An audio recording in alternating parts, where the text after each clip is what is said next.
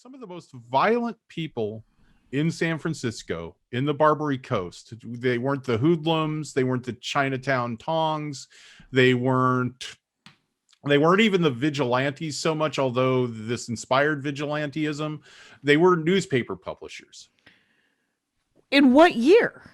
Like from the very earliest San Francisco, from 1856 through the 1880s. Okay. Like newspaper publishers in San Francisco, and this was not a national trend. This wasn't just newspaper publishers of the time. It was San Okay. Francisco. They would shoot it out on Market Street with each other, like over, because they were basically printing these gossip sheets.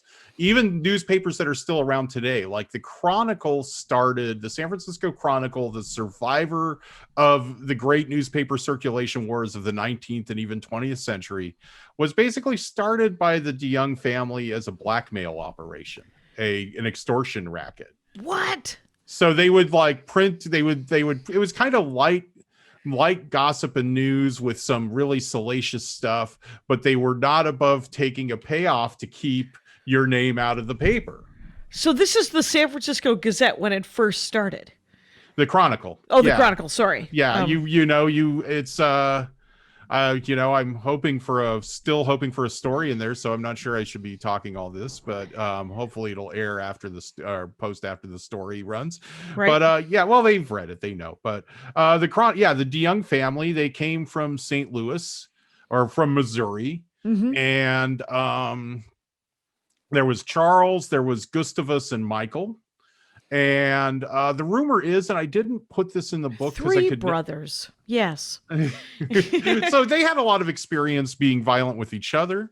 Charles was by far the most violent, but the rumor was, and I couldn't quite ever confirm this to my liking, but that their paper started after, in the early 1860s.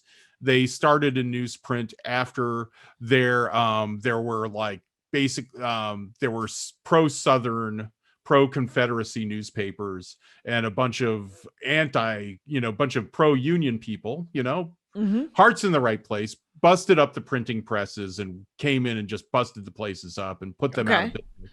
So the DeYoungs, the rumor is, took all the machinery that they could salvage and created their own printing press. And that's where they got their printing press, was from the aftermath of the expulsion of the pro-Confederacy papers. Oh, okay. And did they have an opinion in the Civil War? Missouri, was pretty well split.